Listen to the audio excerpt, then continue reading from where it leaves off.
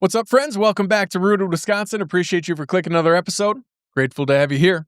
Today's episode was with Austin Skalecki, a singer, songwriter, musician who resides in Door County, grew up in Appleton, and is doing the music thing. Awesome dude, awesome conversation, really reflective, and reflective of him, too. I have listened to Austin's music, but it was the first time meeting. And just a great conversation about his journey to being a musician, but also really in-depth insights about songwriting and really the human element of music. His Wisconsin roots and connection, traveling the country, being a musician, and much, much more. As always, a huge shout out to our sponsors at Carouser, non-alcoholic beverages, delivered right to your door. If you're looking to limit drinking in your life, Carouser is an excellent step to doing that. Epic Mortgage, people-centric mortgage services, helping you into your next home. Buying a house can be confusing. Let some folks who know what's going on help. And Genuine Lynn, custom apparel and one-of-a-kind unique trinkets, great gifts, awesome custom apparel, and even better customer service. Lynn is awesome. If you dig what we do, please support our sponsors. They keep these episodes coming. Without further ado, let's get into it. Austin Skalecki. As the years have passed, so have the ways. We've tried to lift our neighbors. Where did the love go? Where did the talk end? We need some help to make this better. Austin Skalecki. What's up, man? Did I say it right? Skalecki. Skalecki. Close, yeah. Yeah. It's a tough one. But What's up, man? not a whole lot, dude. It's just I'm enjoying the day. Yeah. I woke up, the sun was shining, and I think that's all that really matters. This time of year, that's big, man. I yearn for sun. Actually, before the first guest today, I spent some time just like you saw the windows when you came in. I just like stood there and just let the sun beat on my face. Like when it gets to like February, I just yearn for sun. Like I love winter. Yeah. I like cold weather. I love the reset. I like not having to mow the lawn. Mm-hmm. And like there's a lot of life tasks that go away in the winter. But the one thing that I just yearn for as winter drags on is just sunshine beating on my skin. Yeah. It brings the mood up in every single way. It gives you more energy. There's a lot to be said about it. Yeah, it's like man. we're like being a plant, you know? Yeah, for real. Yeah. I think we could probably find a rabbit hole there. Yeah. There's a lot of connections of just like I obviously it's necessary for our health, like with vitamin D and everything like that, but there's more to it, man. Like there's a reason our bodies yearn for it when we're huddled up for the winter for 4 months and have coats on and no sun. Yeah, we're all natural, just nature. It's just we're humans, but we're all one with everything around us, I think. Yeah, man. Yeah. Well, thanks for stopping in on the way to a show tonight. On the way to a show. Yeah. This is it works out really well. So heading to Stevens Point. As I was saying earlier, just stopped in with my buddy Rex over at Doorborn, and he's the first one I saw on the podcast here. So then we connected through that, and it's kind of a big full circle day. Yeah, dude. Absolutely. I'm pumped up to chat. What start there, man. What got you into music? What got me into it? Well, the guitar. Yeah. You know, I started out as just a guitar player for the longest time. And more recently, within the last, 5-6 years, I'd say I started writing my own songs. And, I felt like I've always wanted to be a part of music, and I want to do this until I die. I want to do this every day. And it's what I truly love. And so writing songs, I figured, was the only way I could continue to do that until I die. It's like that's the thing that moves me forward. It's like if I were to play other music all the time, that wasn't my own. The thing that really drives me is creating community and finding stories along the way, and all these towns, small towns, and people I'll never see again. Maybe you stumble into a little dive bar or something in the middle of Nevada, and it's like no place you ever seen. And you get to talking to somebody, and then I get to share that story and move it along to the next town. And I find that to be really my biggest mission and the thing that keeps me moving forward. So I guess it's developed throughout the years, since the start. It's more just like focus on playing guitar. I loved Guns N' Roses, and now I'm more into like Jerry Jeff and Pat Yeah. Clark and stuff like that. So Oh, so you used to play some electric? yeah, that's how I Yeah. started. So Were you gigging as just a guitarist? yeah, I was gigging since I was about 15 years old. I was in those high school bands, and Yeah. it was cool. We did covers, but we also had some original stuff from the beginning. Nothing that I was in on writing necessarily. I mean, I wrote a guitar solo for one of them, so that was cool. But Yeah. yeah, that's kind of my first glimpse. So right away, I guess you could say, I was starting to do some of our own music. So when did that switch, man? When like what happened first? Was it you started writing and then you got into the songwriters, or did you get into the songwriters' music and be like, "Dang, I want to make this is the kind of jams I want to do"? Yeah, I guess it kind of laid over with I've always loved the creative process. Like even when it was just guitar playing, I was like, how does Slash come up with these things? And then I started getting into improvising and understanding that of how he's playing the guitar a little bit more. And then I was like, okay, well, I could do this lyrically. I've always loved guys like Johnny Cash and stuff. And I remember for the longest time, in like senior year of high school, I'd be sitting in my basement and I'd watch that movie Walk the Line Yeah. every single day of senior year, and I'd listen to the Live at Folsom Prison record, and I found that how he was writing songs, that really intrigued me. Getting back to the roots of the music, at the start of it all, I remember listening to music and hearing the words, and so then I guess so since that point started developing into writing lyrics and telling stories again, and I want to say that was a big pivotal point in it all. Mm-hmm. It was reconnecting with the whole thing, and Mm. it's now I get to do it as I grow up, and so that's a really cool thing about it is I'm looking back at stuff I did 5 years ago. I'm like, wow, that was an interesting point of life, Yeah. and it's totally different now. And I think that's the really cool part of writing songs is now it's kind of like a timestamp. It's like journaling every day. In its Yeah. own sense. Absolutely, man. I remember right when you reached out after you had seen Rex's episode. I checked out some of your stuff at that time, and like a pivotal piece in all of your like public facing stuff is the storytelling aspect of songwriting, and that's what I listen to musically, man. Like that's why I go to music. So I play guitar too, but it's never about the best solo for me. It's never about the actual like the physical music, the instrumental music.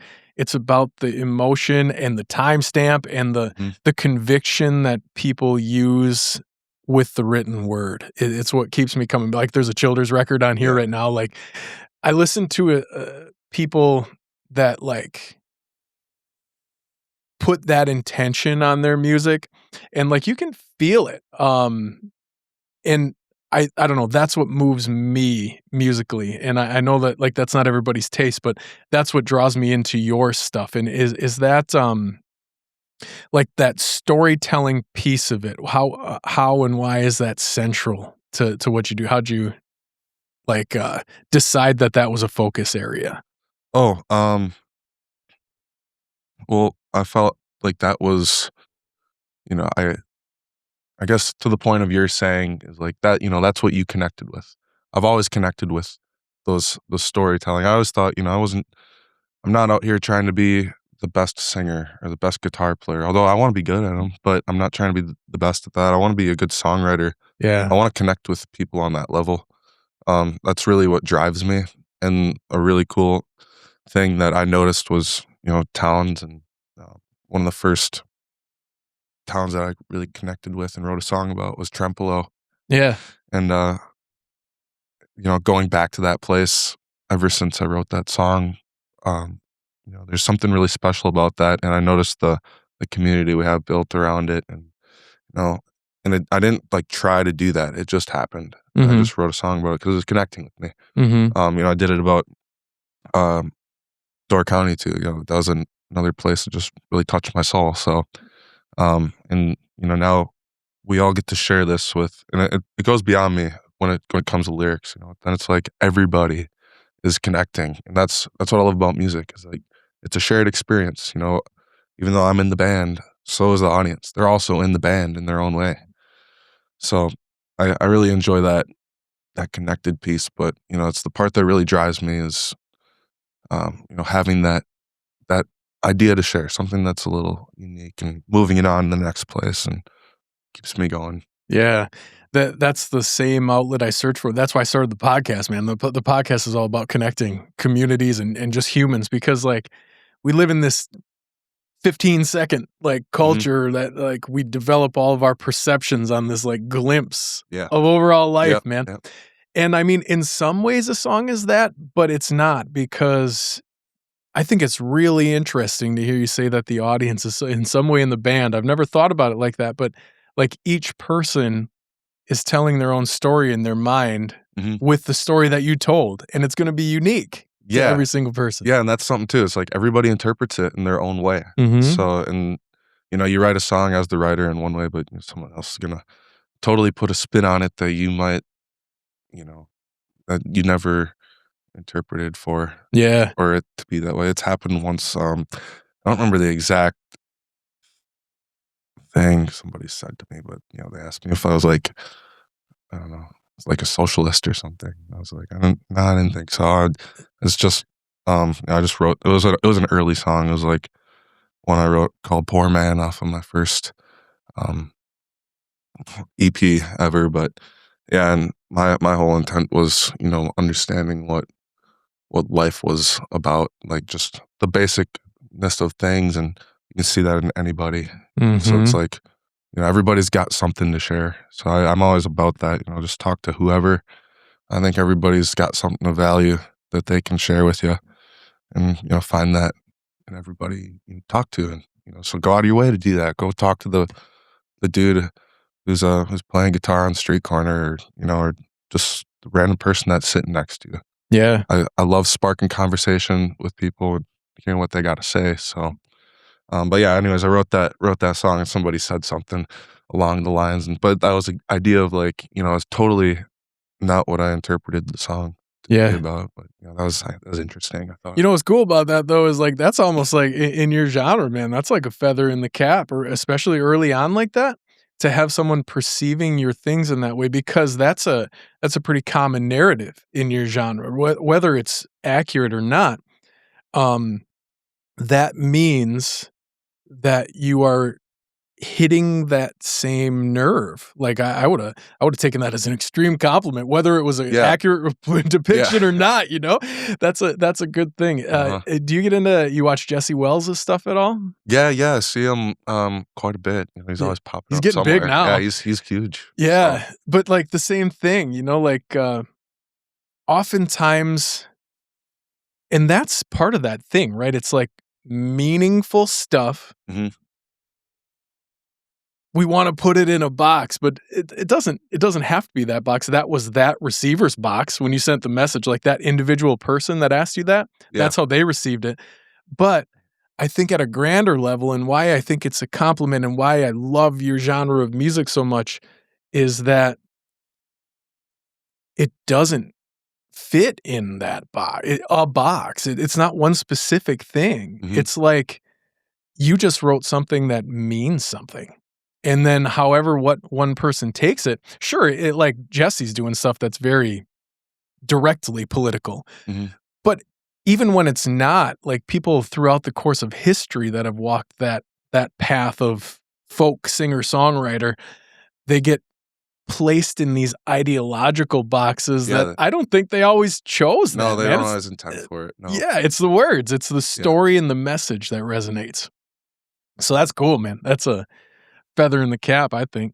Yeah, it was interesting. But I mean, like, there's things even like beyond the interpretation. Sometimes I'm noticing with the music, like people feel like they have a connection with you that you never talked to before. Like they feel like they're your best friend, and then they tell you like some really deep secrets. So like maybe I didn't want to hear that, or like why are you telling me that? Yeah, So yeah, there's some interesting stuff that comes along with it sometimes, but I like it. It's a unique path of life. Yeah. And you get some interesting things that happen. Connection like that in life, I think, is super important, because that's when you get down to the talking about things that mean something and Mhm.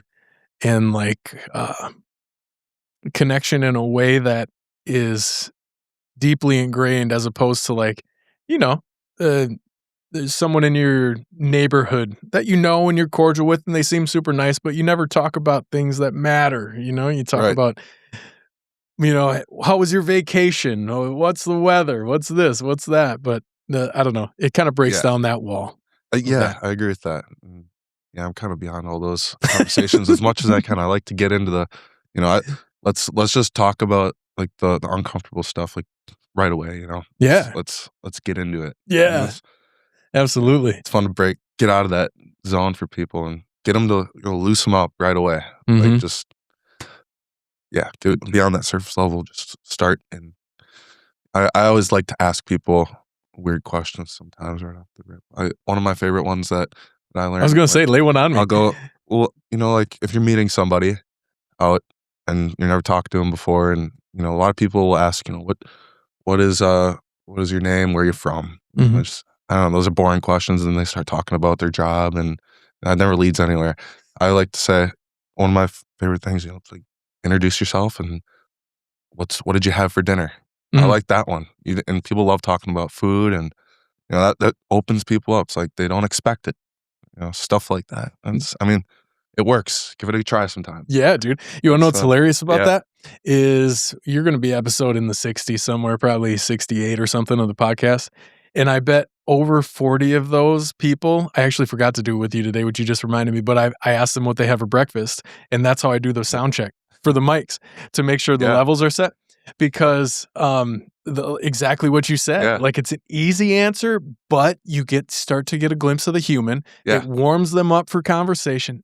Damn it, I wish I would've asked you that question now knowing that you Yeah. do that. Gets people talking. It does, yeah, and it loosens up the vibe. It can be intimidating sitting in front of cameras and lights and blah, blah, blah, and that's one of those things that starts to, like, get through the armor because we all wear this armor every day that's, like it we're protectful of those secrets for some secrets in quotes for some reason that it's like, it's not secret to anybody. Everybody has all of this stuff that goes on in their life, and we can find these things that we connect over that you end up putting in your songs, and it's awesome that you make an intention to get there quicker Yeah. in conversation. That's so funny you asked that question, dude.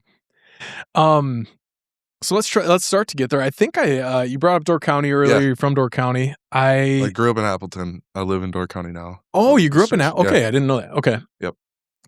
I think I saw something, and maybe I'm mistaken here, but I think I saw something where you moved to Colorado for a while, and then did you have this like, why did I leave Door County moment? Did I see that somewhere? Okay. That was how else that song started. Okay. I mean, I've always wanted to live out in Colorado, like the mountains. I love the mountains, and it was fun to go out there. I didn't know how long I'd be there, but it was like a month in. I was just like, why the hell did I leave you, Dark County? That was the first thing I thought. Nice? And Was it like musical aspirations that drew you there, or on top of the mountains and stuff? Like, were you but, playing too inside? like telling you earlier, I love being outside, and um, I did love playing music out in the mountains, and I don't know, I kind of want to just try something new. I guess I've always been on the road and just traveling and doing that. So I also wanted a little bit of a different idea of life for a little bit, and just to sit back and not gig every night and do it somewhere new and just try something. That's really why I wanted to go out there. Mm-hmm. And yeah, it was great. But then I came back here. Was it a gradual thing, or was there a thing when you were out there where you got that feeling of why did I leave Door County? Yeah, because everything was working out so great here. Yeah. I love the people here. And even just Wisconsin, but I love the culture up there, and it's very similar. But we get a little bit of everything. You get the coast out there. Just great community. People always been. I mean, that's where I can do this full time. It's like I have that community up there, and Mm-hmm. there's a lot to love about it. So I guess I'd spend my summers up there, and like May through October, and then I would tend to travel in the winter a little more. So yeah, I was like, I should probably just move up there. Mm-hmm. After being gone. So I made my way back and couldn't be happier. Nice, know? dude. Yeah. Uh, So then, like, when that song came about, like that concept of like you wanted to come back, was that immediate or was that like a gradual thing that took some time to put in place, or was like, all right, I'm heading back? I mean, it was pretty quick, honestly. Yeah. Yeah. Um, yeah, and the song came quick too. It's Yeah. just yeah, I knew I'd be coming back after about a month. Like I knew I wanted to finish out what I had went out to do there, and I'm really happy I went out. You know, it's like I did a whole record out there. I started my own radio show at a local radio station, brought in artists and Oh, really? yeah, Cool. yeah. So called it the Hippie Camper Show. All So right. I always wanted to do it around sitting around a campfire and bringing artists in and other local artists and give them a platform to share their music and give me another side of the look. I love performing and writing songs, but also, I love helping people out, too. And I think that's fun. I enjoy hearing other people's story and songs, and for me to take that other side of it was always an intention. But anyways, I found an opportunity really early on there to do a radio show. How did So, that come about? um, I didn't have a job, so I was looking on like this ad. It was called like Nextdoor or something, and some lady put up say, "Hey, we're looking for a DJ at Radio Minturn." And so I was like, "That sounds fun. I need something to do right now." And so I got in. She says, "Well, it's all volunteer," and I was like, "That's fine. This sounds fun." And and she says, "Well, do you want to start tomorrow?" And I said, "I guess." So I was like, I went home and I started putting in like a playlist of all these. I tried to find artists that were up and coming. You got to pick all the tunes too? Yeah, yeah. It was really easy. Anyone who had music out, you got to record it on the cue sheet and stuff. But Yep. um, so yeah, I got to pick up all these artists that I met through tours of going out to California and Colorado and Utah in the past. Like independent artists who maybe aren't huge, but I know they have great music and I love their stuff. So I gave them a way to so I put their songs on, and that was like kind of my first episode. And then later on, it's like I wanted to make the interview section, so I'd do like half the show I'd be playing music, and then I'd have an artist come on for 30 minutes, and we'd do a podcast little thing for them, and then I'd have them play 3 songs and kind of hear their story. So I did it in the radio studio, and I called it the Hippie Camper Show. And I always had the intent to do it outdoors, but everything was right here indoors, set up, live on air. So along with that, it got me super into the local music scene, like super quick. I'd go to open mics and I'd meet the artists in the area. And they'd come on the show, and then they're asking me to come on the show. And so just like that, I knew pretty much the whole scene of like Avon and Eagle, Colorado, just like that. And through there, I met my buddy Skip, who played mandolin, who introduced me to Joe Bianchi, who was running Minturn Studio, and we ended up recording a record, and all because of that radio show. I think it was all because of that. Life's happenstance because you said yes in a moment that Yeah. showed up. Uh-huh. And at that point, it would have been super easy to say, man, that sounds really fun, but I also need to make some squeeze here too. Yeah, Like, it would have exactly, been easy but to say that, but you turned it into an opportunity. Yeah, I was like, you never know what could come from it, and I enjoy doing that. It's like I like giving back to the community, especially the music community, Yeah. and it's a great way to meet people, make some friends. Yeah, dude. Yeah. That's awesome. I had a really fun, you might not even know this. I worked in radio for a long time, and I had a really cool opportunity to run a program, a station in a small market where like I got free reign to put on whatever tunes I want. Before that, they were playing like the, how would you even describe it? Like, well, actually, when I got there, they were playing like modern radio country, and prior to that, it was like that 70s and 80s kind of like pop vibe type thing. Yeah. And I transitioned it to this like Americana focused. So at this time, like I was playing Childers before anybody heard them. I was playing Isbell before anybody heard them, and like I couldn't believe the people in the small communities that listened. Like it was in a small city, but it had a huge signal. So it was like a large part of the UP in northern Wisconsin. I had the privilege to introduce to somebody like Tyler Childers Yeah. when he was coming to play at Blue Ox and nobody knew him. And like, I couldn't believe the people that, like, even the connection that made, like, people from random communities that would come up and say, you know, I didn't know this type of music existed. It's rewarding in that sense too. Yeah. It's like showing your friends, like when you find a really good artist and you send it to your friend, you're like, check this guy out. Yeah. But now you're doing that to like a bunch of people Yeah. on the radio. Absolutely, Yeah. man. Yeah. That's one of the few things I miss about working in radio is that that vibe. That's awesome, man.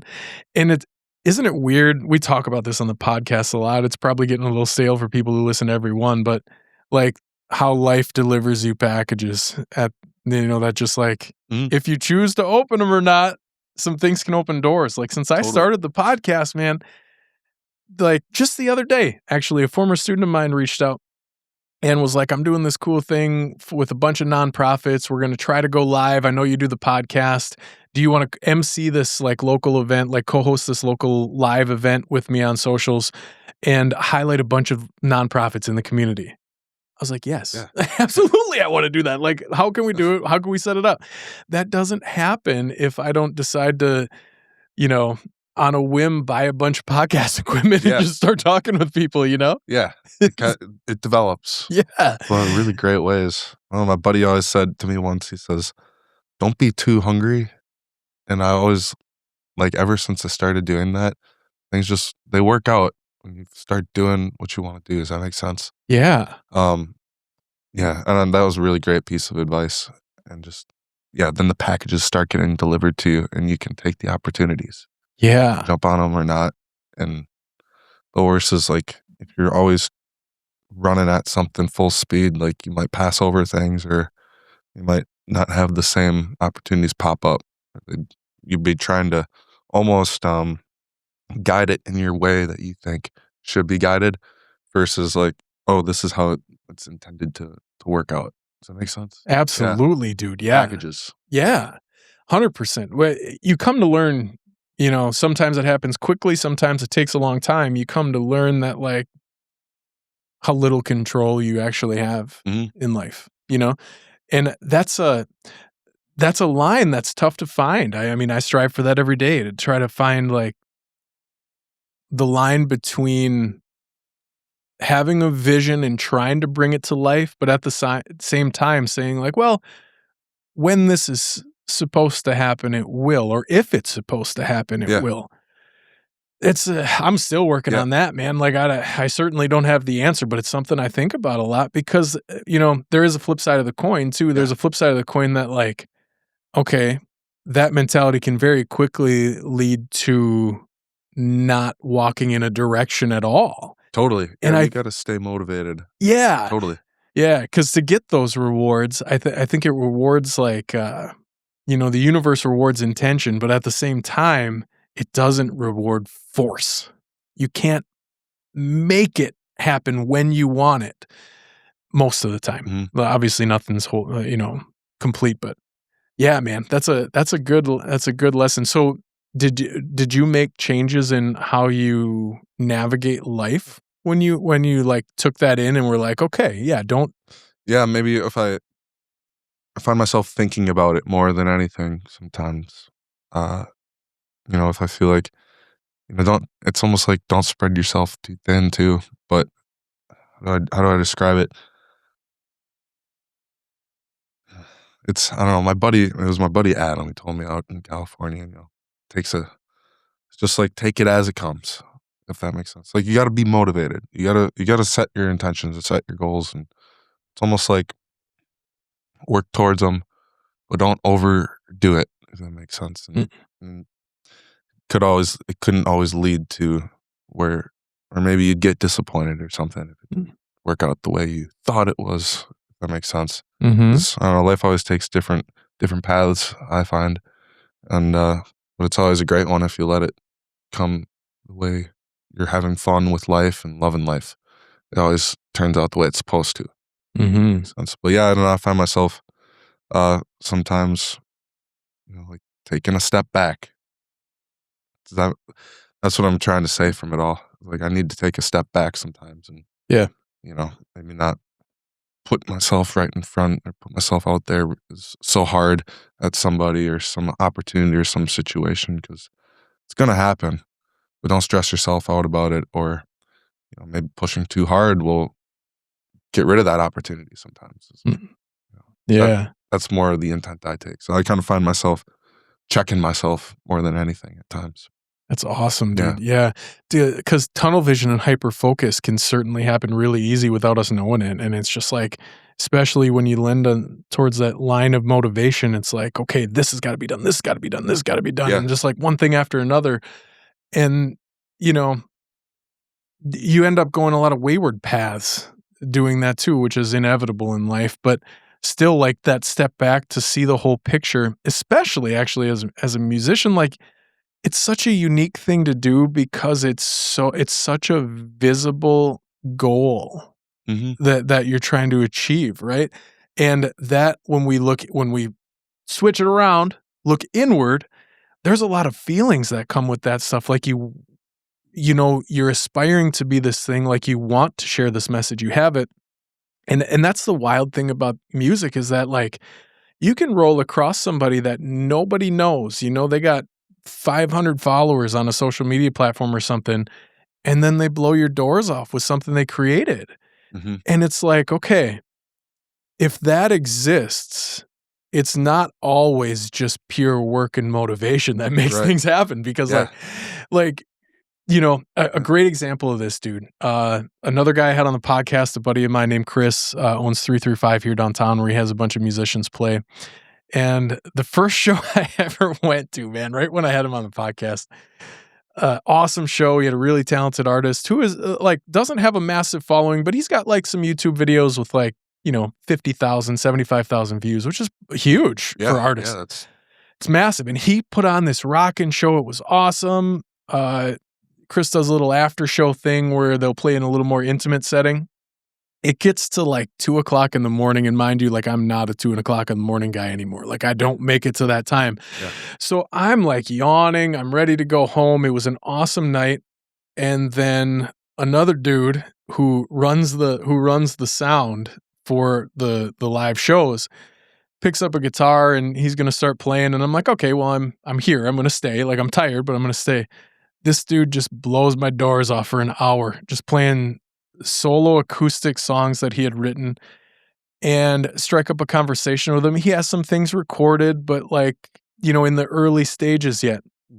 And that's a prime example of that. Like this dude ran the sound all night. He's there. He works a normal job. He ends up playing at 2:00 in the morning for the 10 people that are still there listening. And I'm like, he's a monster. Like he's so good. Yeah. And fast forward to now, it's awesome. He just got his album done. He's going to be coming on next month or 2 months. But what's his name? His name is DPM, David Paul Martin. Oh yeah, I want to say right now. I think I know who that is. Yeah, and dude, like out of nowhere, nothing I ever expected. Yeah, he's a sound guy. Yeah. I I always call him DPM, so I hope I'm getting his full name right.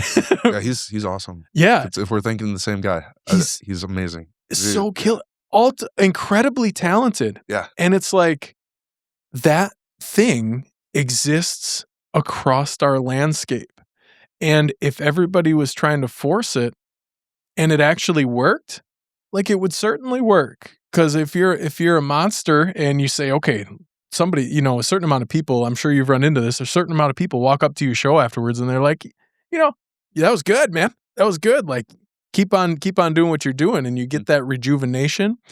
But like at the same time, it's like, okay, yeah, but as humans, we want this like reward. It's like I put so much work and effort into this. Yeah, there's a lot of emotion that comes with writing songs too. Yeah, and that's maybe some artists share it out, maybe some do release it, some don't. But there's a lot of personal attachment to songs, and they're coming from the heart. Yeah. So yeah, when you put it out there, maybe if nobody says anything about it, that can discourage some people.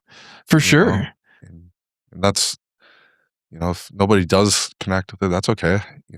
As an artist, I've come to enjoy that, like, just enjoy writing songs, you know, like, um, as I said before, it was kind of like a journal to put something out there into the world, you know, if people hook onto it, you know, that's great. It's like throwing a message in a bottle out in the ocean and someone picks it up. If people pick it up, great. If not, it's like it feels good to get it out at the Mm. end of the day. But, Mhm. you know, yeah, that can be intimidating sometimes. Yeah. How did, speaking of that, like, the craft of it, how did the craft of songwriting develop for you? Because, like, being a musician beforehand or, like, a guitarist beforehand, Yeah. how did stepping into the craft of songwriting, like, humble you, motivate you, persuade you?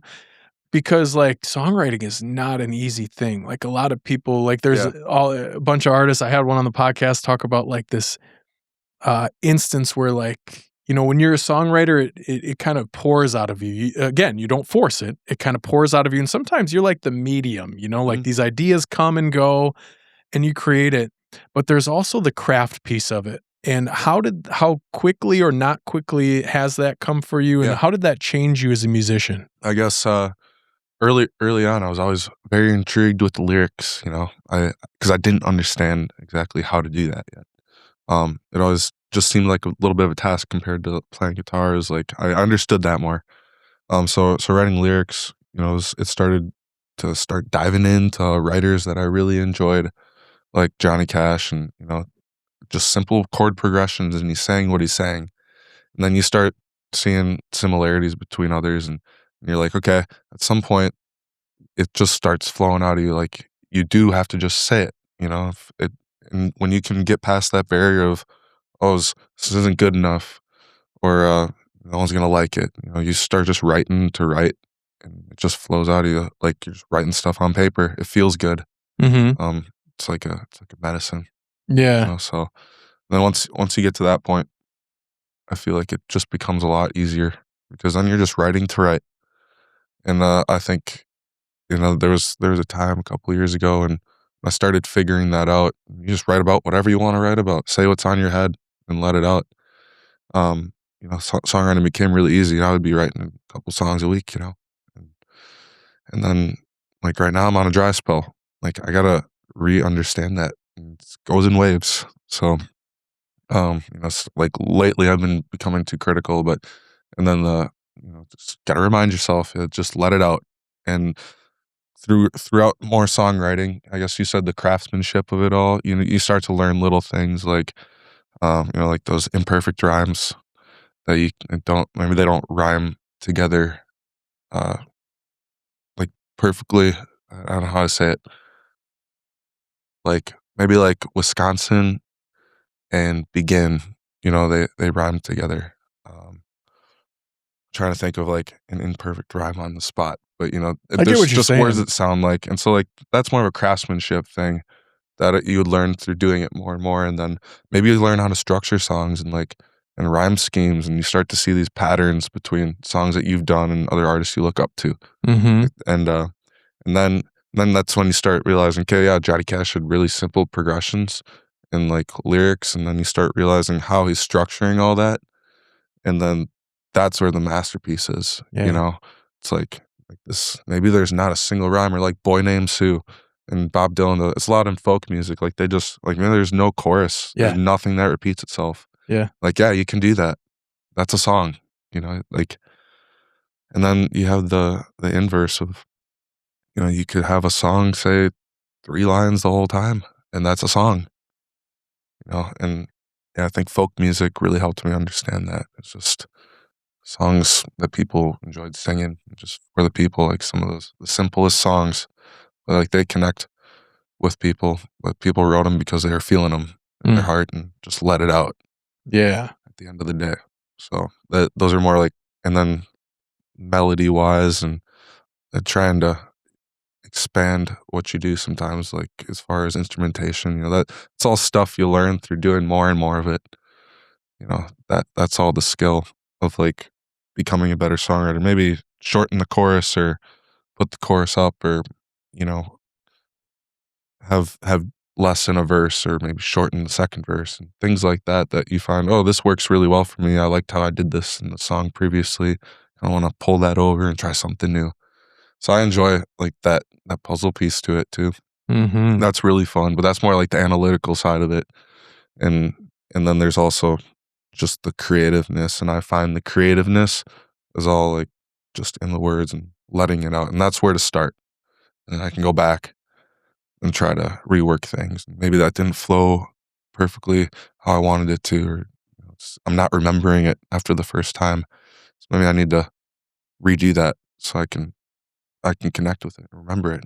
I use that as a thing sometimes too. Is like, okay, if I'm not waking up singing it the next day, or at least part of it, maybe I go on to something new. Mm. But setting that intention too as a songwriter, I think is important.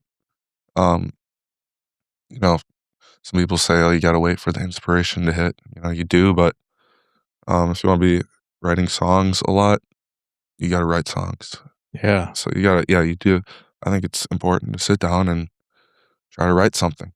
It doesn't have to turn into anything, but it's a muscle. You got to work it, just like going to the gym, going on runs. If you want to build that up, you have to work on it, and you have to sit there in the morning with your coffee, maybe write a poem, write down 3 lines, but at least you did something for the day. Yeah. You know? Starts your momentum. You hit on exactly the contrast I was getting at, and you put it in perfect terms, like the analytical side versus the creative side.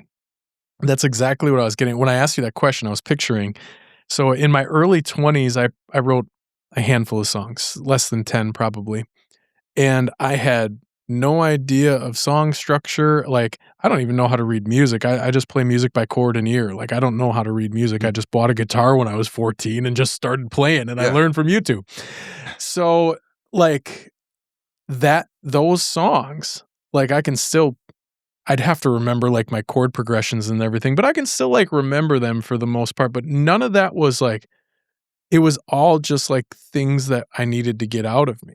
They were just, like, things that I felt compelled to create. I didn't wanna be a musician. I wasn't aspiring to play, live shows or whatever, even though I ended up doing, like, some cover stuff, but those things needed to come out, and then recently in my life, like, within the past, like, 4 months, I've had just this weird, like, itch to write things. So I I've written, like, I've started, like, trying to figure out what that even looks like creatively for me right now. And I have this one, that, like, was a cool idea. So I've done a couple of the classic, like, "Oh, this is a cool line," like, talking it into my phone so I don't forget it later and stuff. Yeah, that's a great thing to do. Yeah. And I had this one that I was like, this could really be something. It's an awesome concept. And I made the early mistake of, like, I reflected back on that first experience of the first set of songs I wrote, Mhm. and I made the early mistake of, like, looking at learning more of the analytical side of, like, song structure, because this is a really unique one. It's actually it's a song that I don't envision having a chorus. Like, it's just this, it's a refrain at the beginning of a bunch of verses. Yep. And, like, I looked at all this structure stuff, dude, and it killed me creatively. So it's still just lingering there because I started overthinking the analytical side Yeah. before I finished telling the story, dude. Exactly. Yeah. And it was That'll brutal. do that, yep. And so now it's just lingering in this weird, like, in between of, like, cool idea, but still nothing has come of it because I had this awesome creative motivation out of nowhere after, 15 years of not even thinking about writing a song, 10 years not even thinking about writing a song. I get hit by this thing, and then I have this awesome creative juice coming out where I'm humming a melody in my shower, and I'm trying to figure out in my mind where I wanna take it, and then I look up song structures, dude, and then just get completely intimidated because I don't know shit about any of them.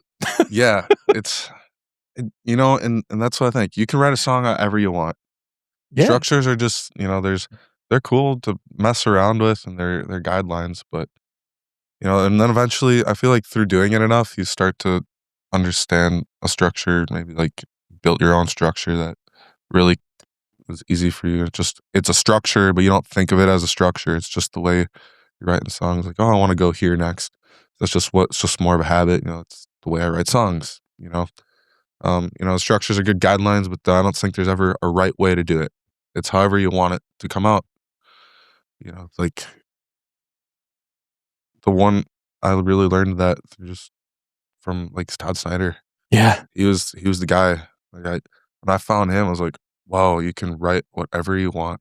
Seriously. Like, Yeah. I wouldn't have wrote as many songs as I have now if it wasn't for him, because that's how you do it. You're just saying what's on your head.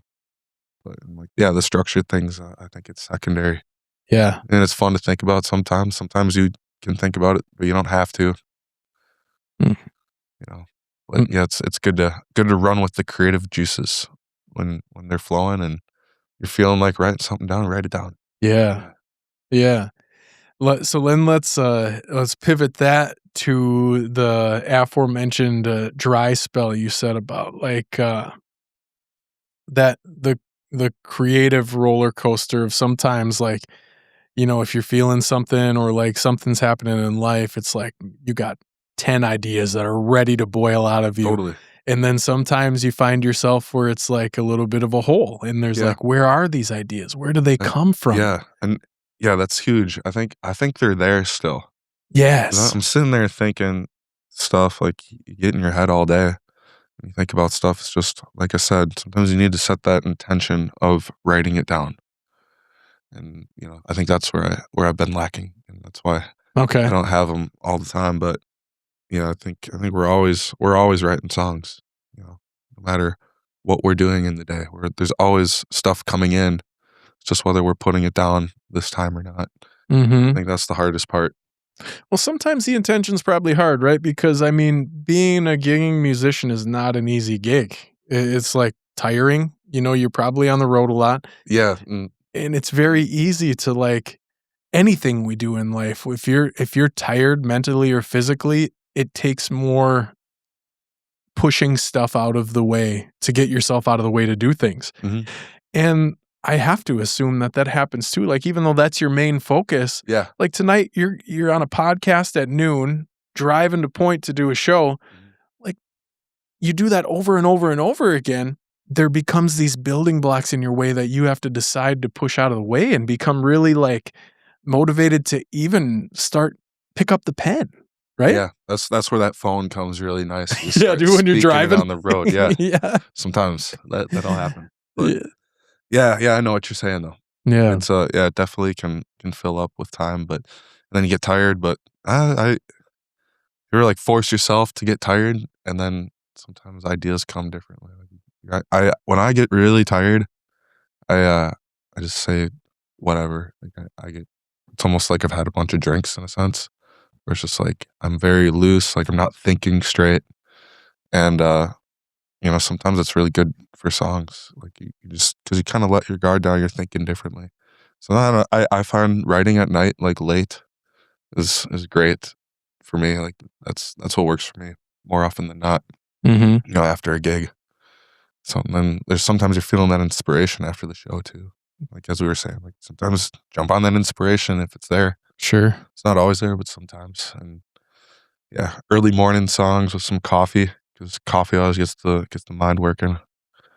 That's the best time. Like just different feelings. Yeah, I made different times of the day create different emotions and different feelings that come through songs. So depending on when you're writing them, like a different feeling's gonna come through. Think Yeah. about that, yeah. That's It's awesome, interesting, dude. yeah.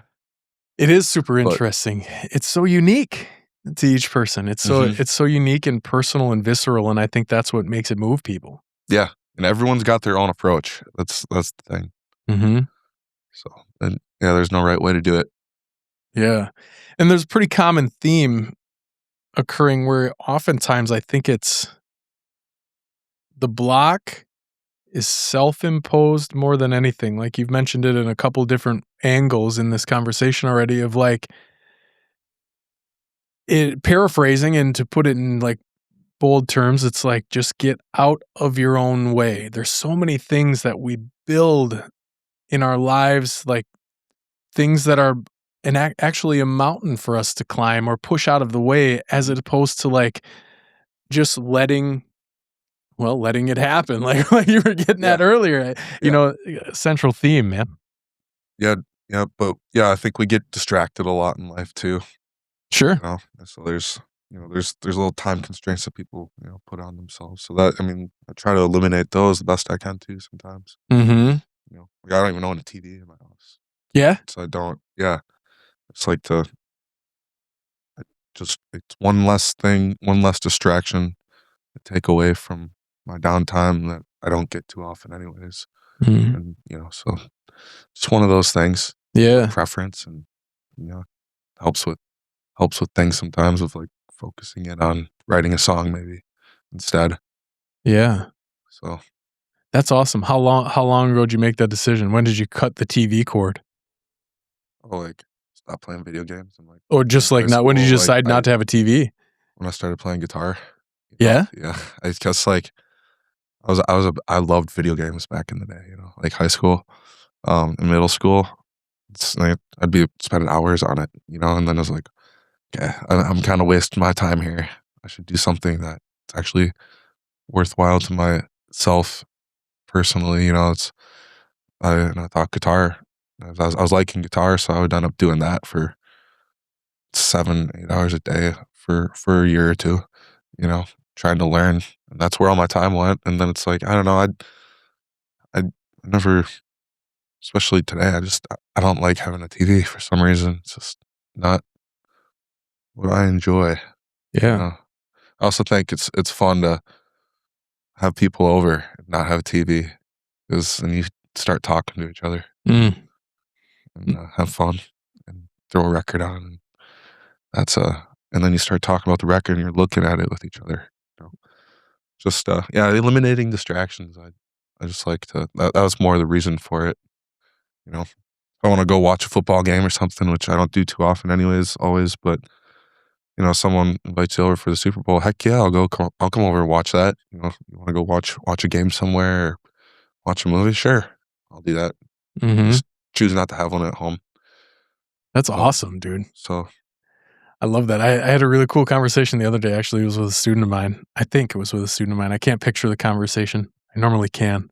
But we were talking about this exact concept, like distractions in life and reaching goals, like was the premise of the conversation. yeah, And he was a gamer. And like my statement that ended up really resonating with him was like, I used to play video games a lot too. Like in college, like Call of Duty was like, yeah, loved it. great game. Played a ton, dude. It was super fun. I had a blast doing it. But I said, like, the core of my message was that all the hours that I spent playing Call of Yeah. Duty, I don't remember my best kill streak, Right. Yeah. But when I think about the things that happened in life that mattered, Uh-huh. I have visceral memories of Totally. those things. The difference of that screams, doesn't it? Yeah, and it wasn't even just playing guitar for me. I just wanted to go hang out with my friends. I was like, let's go ding dong ditch our buddy. Let's go drive around and let's just be dumb all we can. Like we're really young. We're alive. Like let's do something outside. Let's get together and hang out and see what happens. So there was that too. That's As you're really, saying. really important, dude. But That's yeah. really important. The man, making like that realization in itself is a gift of just like, because I could see the wheels start turning in his mind, and like he was talking about, and he had played Call of Duty a lot throughout the years too, and he thought about it, and I could like see it on his face when he kind of became disappointed that like he's like, yeah, I can't remember my best kill streak either, Yeah. and I'm like, I hate to be the That's- bearer of bad news, but Yeah. let's do something else, man. Yeah. I know what I you're love it. saying, yeah. Yeah, because like I don't know, that doesn't it's really easy to naturally fall in those holes because they're like they're very popular for a reason, right? They can command our psychology and our attention. And there's a reason that like it's super easy to just hop on a game and next thing you know, you're like 5 hours later, that's 5 hours of your life gone. Exactly. You're up Yeah. until 2 a.m. when maybe you have to wake up at 7 tomorrow to do something important, so it's going to impact that. And did you take anything out of it that filled your cup as a human when you were doing it, or was it just like you giggled a couple times because the people that you were playing multiplayer with like Yeah. said some funny stuff, but didn't really matter, you know? Right. Yeah. And sometimes like you're sitting on the mic and people get actually pissed at each other in real life. Like the next day, it's like, why'd you do that, Scully? Like, Yeah. it's like, dude, it was a game. It's a video game. Yeah. So I don't know. But that's all fun and games. You know, it's like, you know, and then there's times like it can be a pastime in some sense, but Mm-hmm. it's good to have, you know, you're right. You gotta, if you want to do something else, it's important and that you feel important too. Mm-hmm. You gotta make that switch sometimes. For sure, dude. Yeah. I have one of those, I have a choice decision that people look at me cross-eyed when I tell them I don't have either. I haven't had a microwave in a house for probably 10 years. Like I just, Really? I just don't buy a microwave. It's very, I mean, I don't really truly know the reason. Like, it's not like I set out Mhm. this like perfect intention of like, this is why I'm not gonna have a microwave, but I just think they're weird, dude. I think like a microwave is a weird thing. So Interesting, yeah. I just don't own one. And it's fun to talk about stuff like that, dude. Yeah. Like these are the layers that we started our conversation with. To, Yeah. like, do it, man. I went without a microwave for like a little bit, and I noticed right away that I didn't have one. Did you? So I don't know. Yeah. That's impressive. Is there So- any like is there like a certain type of food that you particularly missed when you didn't have it or anything? Like are you a popcorn guy or something that it was like Oh yeah, way I easier? love popcorn, but I make it all. I like little stir crazy things. Uh-huh. Yeah, I do that. Okay. But no, I don't know. Just like the convenience of just heating something up. Yeah. Like Dude. that's something that's cold. Yeah, I missed that. Yeah. It took my wife a while. To each their own, you know. Yeah. It took my wife a while to get on board. Because like most normal people, she had lived with a microwave, and I was like, you know, I just don't really want a microwave. And at the time, like our kitchen was pretty small. There was no like normal place to put it. It was the first house we bought together, and I was like, you know, I don't think we need one. So Mhm. like the prior owners had one above the stove.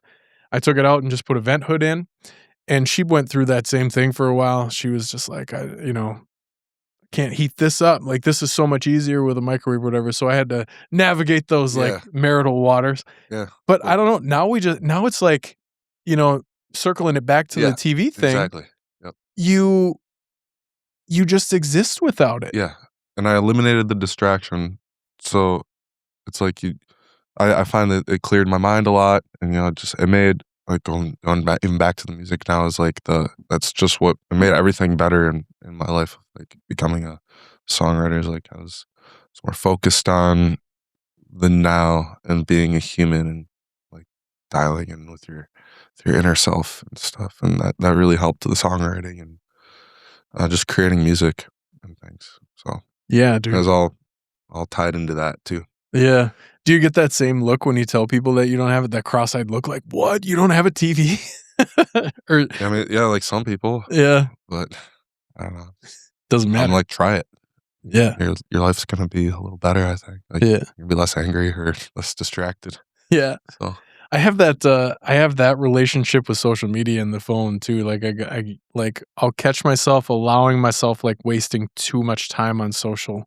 Mhm. But like it's two different outlets. For me, it's two different outlets where like I find some valuable time on social media where like you and I wouldn't be talking here today if it Totally. wasn't for social media. So like there's a lot of valuable connectivity there, and I do my best to like train my algorithm not to just give me the shit that like is going to just keep me coming back for meaningless reasons. But like at the same time, they very quickly understand what that stuff is for you, and they'll feed it to you over and over and over again.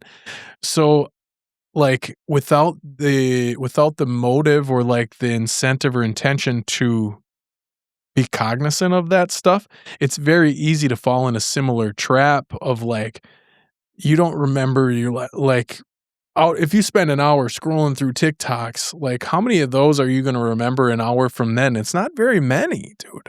So like I walk this fine line of like trying to find connection and communicate and support people that like, because social media platforms are huge. I mean, this as a musician, like it's a huge part of becoming a musician now and growing your popularity is social. But at the same time, there's a cliff that you can fall off, the same one that people use a TV for.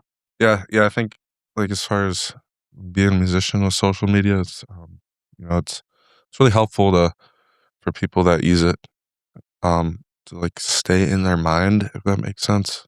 Like I'm not one to put something up there all the time, but I think it is important to stay relevant in people's heads. So it's like, yeah, you gotta post every now and then. If there's like a streak where it's putting more content up, great. It's just not like a huge focus. I've always been more of I also think it's just as effective to have other means of communicating with people as a musician, right?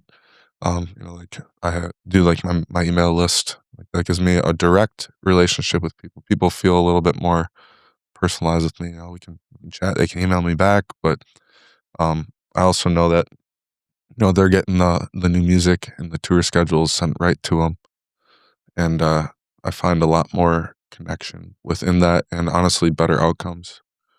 And setting up posters at the venues up in Door County, and um, if I'm near a venue that I'm playing at out of town, or maybe can send them some stuff. So digital posters and all that. But yeah, it's a fine line. I think they all work really great. Um, I think it's where you put your efforts. Some it might work better than others, and I tend to not put over the top effort on socials, but I like to stay relevant. I think that's important. Mm-hmm. Some people do get all their information about you through there. So Most people these yeah, days, like the trajectory of a musician's career today, if you would have told that to people 50 years ago, that's what you had to do, like it would be astounding. The yeah, difference, yeah, the contrast between those two things, like it used to be about creating that connection in a room with people and getting them to come see you and like play their music, and it still is that. But now there used to be so much control about that with like mm, the suits, like in yeah, the back of the room, like this one's the guy. We're gonna put our money behind this yeah, person. Where now it's like, no, yep, Austin's the yep, guy. exactly. And so it's all yeah, So that's a real positive, I think. Like mhm, having the power in the creator's hands, yep, yep. super important. And that's one of those positive outlets that I agree. so Yeah, it has like this thing of, I mean, TV does too, yeah, a little differently, but like, I don't know. I mean, look at the career of Zach Bryan. mhm, Like, does Zach Bryan happen 50 years ago? Absolutely not. Like, no, he doesn't have that song he's playing in the campfire, drenched in sweat when he's playing Heading true. South that goes viral. Yeah, And like, I don't know. There's way more people throughout the years that didn't have the luck of like Jimi Hendrix of like blowing people's doors off and having somebody say, "This is the dude we're gonna put mhm, our resources behind." Now the resources are in your yeah, pocket, dude. yeah. And you're like, from before you said like, there's that guy like that maybe has like 500 people on him, but he has that ability to expose himself to whoever he wants to know. You know, it's Exactly. or a way that people can find him Mhm. and like stay connected with him. Yeah. You know, As soon as he moves the barriers yeah, out of the way that he's self-imposing. yeah. Yeah. But yeah, and there's that too. It's like, yeah, you could that it's creating community in your own way is Mhm. really, I think, at the end of it all. That's like I said, like being a folk singer and traveling. Like that's I want to create communities in different areas. So maybe not somebody that has like super viral on TikTok or whatever it may be. Um, but I have a core group within that, and the number might look smaller, but and I'm able to do this, and have people singing the words back to me. And at the end of the day, that's pretty dang cool. Yeah, dude. So, um, that keeps my heart going in it. Yeah. It's, and people do appreciate the music, and I get to see that tangibly and physically in front of me. Y There's that too, but and one of those is just as fulfilling as 20,000 people that followed you on a social totally, media yeah, because you made a funny, like, video that had nothing to do with your hmm, music or something like that. yeah, yeah. So I don't know, like both relevant, so, Yeah, right? But they both are just as rewarding in their own way. for I agree sure. with that. Yeah, because that is rewarding too. Yep. You definitely can't deny that. Yeah. Yeah. Yeah, I had. Did you see that? I'm drawing a blank on her name right now. She's actually going to come on the podcast in a couple months. I'm excited. But did you see the girl? She's from Madison, and she just like made that TikTok video. She changed the words to an Ella Langley song, and it was like, "She's from Wisconsin, I can tell by the way." And then the second line was like, she goes, "Oh, oh, hey." Oh, And it was like this really funny yeah. thing.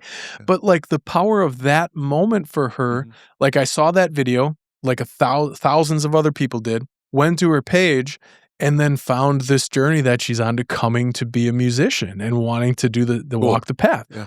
And it's like, you can't take the power of that away either. You know, it's awesome. And it's just an outlet to hopefully have, you know, that one person singing back to you turns into 10, and then it turns into 1,000. And then I can't even imagine the feeling of, you know, a good example of this, one of my favorite artists ever is Tom Petty. I love Tom Petty. Oh yeah, he was amazing. It's awesome. I got some Tom Petty lyrics on me. And I've still never seen another show where like I saw Tom 8 or 9 times when he's alive. And every single time you would go, 30,000 people in the crowd singing every single word to every single song. I can't imagine what that would feel like as a human. I can't imagine being him on the stage. Oh yeah, yeah. It would be like, that has to be every single day of your life is like a dream come true. To know that like you moved that many people's lives, that they know all of these words that you wrote over and over and over again. Yeah, like when he's doing that, I'm sure like everything just disappears It has to be, right? for that time at least. You know, time he's up there doing that. Yeah. You know, And that's gotta be why a guy like Willie Nelson exists, where he's still just trucking, man. Willie's awesome. Yeah. And it has to be constantly chasing that feeling. I don't know. Yeah, I mean, yeah, there's that. I mean, like it's definitely you can't deny that. Like that feels really good. Like you definitely crave that as a musician, especially being a performer and doing that in front of people. It's like, yeah, that makes performing that much more rewarding. You know, so that's a huge part of it. Yeah. But you know, guys like that, you know, who do it till they die, Yeah. do it forever. Like, yeah, there's that motivation, but you know, there's probably so much more. You know, it's and I feel that as a songwriter. That's why I feel like this would be my perspective on it. I've said I want to do this till I die. I said that earlier. Yeah. Um, yes, there's also just the writing songs and putting your heart out there that feels good, and people reciprocate it. Just brings it up a level. Yeah. You know? Yeah. Absolutely, man. I don't know, maybe I feel like Willie would be a songwriter, and same with Tom Petty, whether people were doing that or not. Yeah. At the end of the day, Like that's what you think they would resonate most personally with, you think? I think whether people were singing the words back to them, like they're real songwriters, you know. Yeah. I think they'd be writing songs like that, whether they got hurt or not. And they'd be doing that till the day they die. Yeah, agreed. Like I don't know if just that in itself of the people singing it back, yeah, that's a huge bonus. But I don't think that would be the reason they do it. If that makes sense. Completely agree then, because then if it was, like, I think, you know, you don't get to that stage if it is, and if you do, you don't do it till you're 90 because Totally, the yep. motivation is different, you know? Like, it's the same thing of, like, there's this adage, like, I've heard countless people say this in my life of, like, "Oh, like, give me that amount of money, you'd never see me again," you know, like, talking about a professional athlete or a famous musician or something, like, "Oh, give me that, you'd never see me again." I've said it at times in my life, but as I grow and reflect and learn and, you know, all of that stuff, I don't know how many times that's like an authentically true thought. Yeah, because you keep going. Yeah. Following, you know, because I would, you know, I want to write songs till I'm done because that's what drives me to wake up every day. Yeah. You know, it's not the other stuff. What keeps me like motivated to do something every day is playing music. You know, that's why I wake up. You Mm-hmm. know? Like I would, no matter what happens, I would still be doing this. Mm-hmm. It's never gonna leave me. It's like it's in the blood, and the ability that, I'm able to do this at this point in my life right now. I'm able to do this for, this is what I do is for a job. That's just a blessing. You know, Mm-hmm. but yeah, I'm gonna be doing it till the day I die, no matter what. I'll be writing songs and playing the guitar. And I think that passion is the true reward because, like, when you think of the audience Yeah. singing your words back, the good feeling about that is the validation, right? That you did something that resonated with a lot of people, you created a community. But really, at its core, validation and like fiscal benefit are very closely tied, right? It's like it's not satisfaction. Satisfaction comes from the love of writing the songs and the love of doing it. And like you said, when you said like they'd be doing it either way, I think it's because that's where satisfaction is. Mhm. Satisfaction is an invalid. It is in some ways invalidation, but it's like money, fame, like that type of thing is good. But give that person $5 million that says they're never going to see them again. Sure, they buy a couple things they want, quit their job, but then you wake up the next day and then you wake up and it's like, okay, well, now what? You're going to do something that satisfies you truly. Yeah. Just makes it easier with a bunch of money. Can, yeah. Yeah. Yeah, definitely. Yeah. Yeah. At the end of the day, it's just like I picture myself being like 80, 90 years old, sitting on the porch with my guitar, telling the stories, or maybe hanging out with my buddies who also are doing the songwriter thing too. We're just still doing it, you know, Mhm. because that's what we live for. Yeah. Is yeah, because there comes a point where everything else, at the end of the day, it doesn't matter. It's like, well, how do you get up every day? Like, what makes you want to be alive? Mhm. Because all that other stuff, yeah, really, at the end of the day, when everything's done, or I don't think any of that matters. Really don't, Yeah. because it's not how we live as people. It's all just it's almost like this perceived thing of, well, we're told, this is what's gonna Mhm. make you feel good. And in short term, it might, like, gratification, instant gratification, but Mhm. yeah, that fades pretty quick. Real quick. Yeah. I just saw something the other day. How did they put it? It was it was along the lines of the like the you'd ever seen bank vault or a safe behind a hearse or whatever. Uh Man, I'm drawing a blank on it. It's such a perfect connection to this too, but whatever, we'll have to move on so I don't sit here Yeah. and Oh, you're good. stare at the ground for 10 minutes. Yeah. But there's something that really drove this it was that concept. Oh, I remember what it was. It was like a pastor, priest or whatever that does like when someone's dying in the hospital bed, the final blessing or whatever they call it. Yeah. And I can't remember it verbatim, but their whole conversation was just about how they had done thousands of those in their lives. And the only thing, by a huge majority, the thing that people talked about was the people Yeah, the in their people, lives. yeah. It was never any of the other stuff.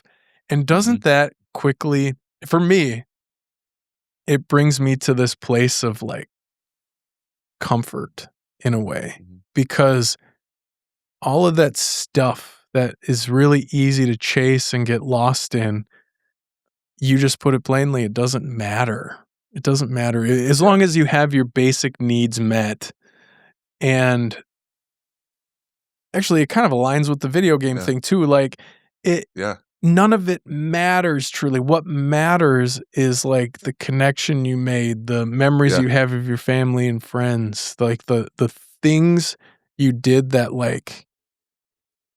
gave you that Yeah. true satisfaction. Yeah, that like, if there's things in life that would stress me out the most, it's like, it'd be like losing a close friend. Yeah. That would, that or just any kind of relationship. Like, maybe, like, you messed up and you hurt someone's feelings that you really care about. Mhm. Just people in general, you don't even have to be friends with them. Like, I don't know, I wanna be great with everybody.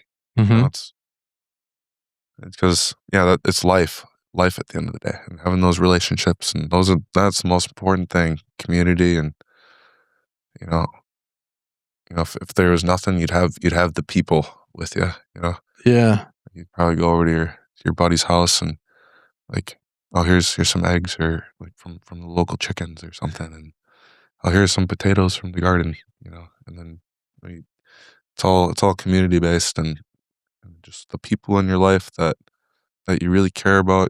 I find that that is the thing I think about most is how do we all s boost each other up together, Mhm. you know? That's really important, and yeah. I mean, I could go on and on about it, but those people, it's people. Feel free, we got Yeah. time. Friend creating good relationships, staying close to your friends, treating people well. Yeah. And that, as I get older, find that more important, Well, I mean, it's always been important, but starting to realize that is the most important part of it. Mhm. Um, of anything, music and life. That's that's what I find is the core of it all, I guess you could say. Uh-huh. Do you, so when you think of that concept, kind of what you were just going through, that's one of the many reasons that I really love Wisconsin, is that I think our culture promotes that or, like, supports that in a way of, like, Mhm. um, being a community, I guess, for lack of a better term right Yeah. now in my head.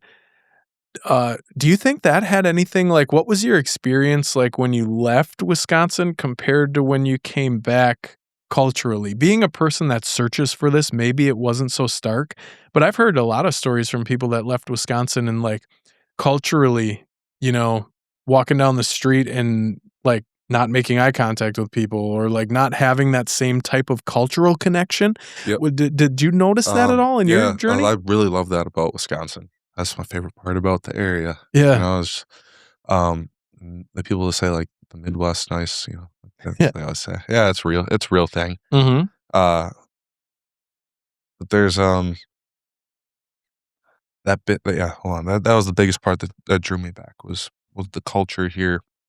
When I'm gone, I think Wisconsin does that well too. We have a bunch of like, I mean, the Midwest is like small town to the next small town. It's like a couple miles in between versus like when I'm out in other places, sometimes it's like 50 miles to the next town, you know.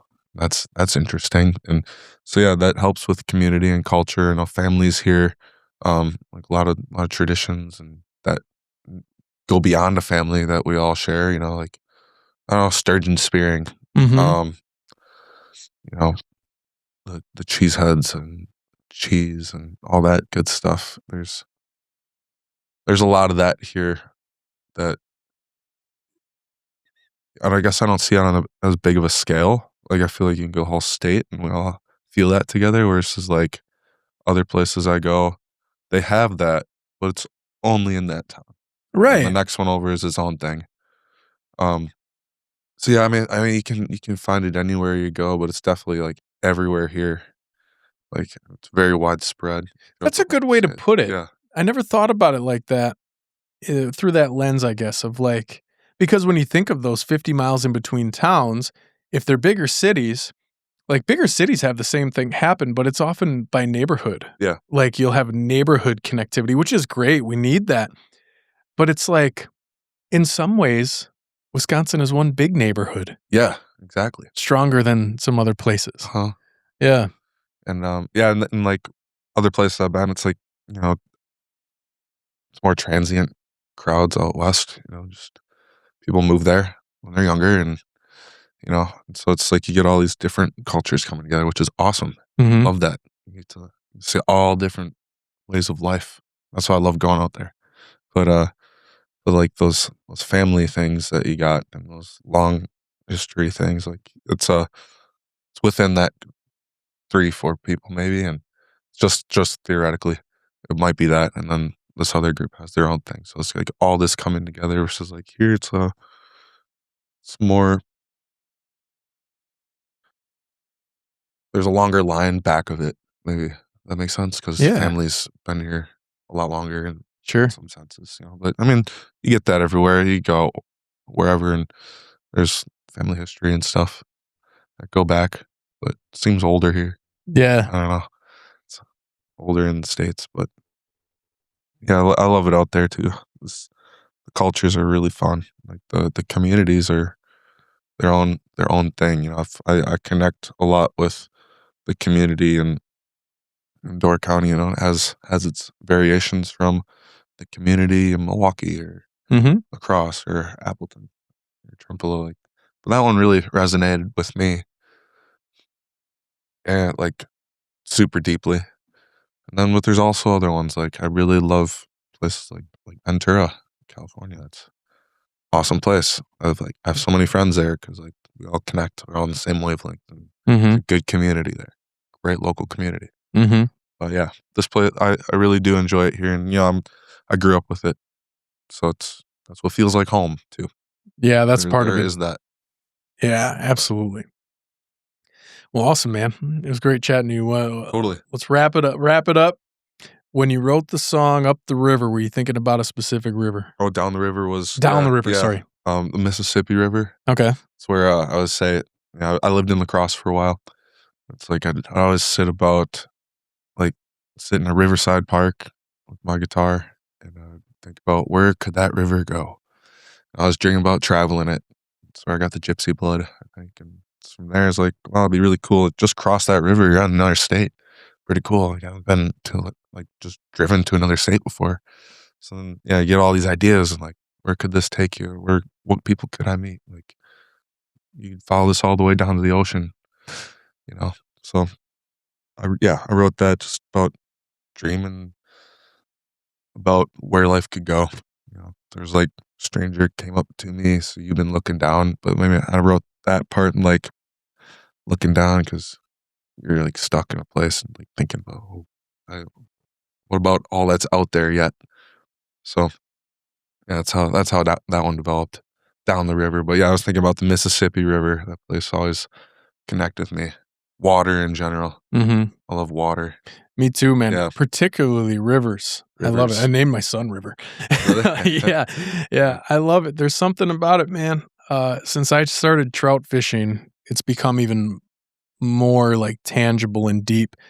But there's something about moving water Mhm. that like the timelessness of it, the serenity of it, the power of it. There's so many things that like, man, like if anything's going on, plop me down next to a river. Let me get my toes in, like catch a couple of trout, and heaven on earth for me, man. I'm with you. Yeah. There's something special to it. Yeah, there is. Well, I appreciate the conversation. Thanks Austin. for having me on here. Yeah, good chatting it was with really you. great. Really great. Good luck with the show tonight. Good luck Thank moving you. forward. Yeah, Keep crushing it, man. right on. You too.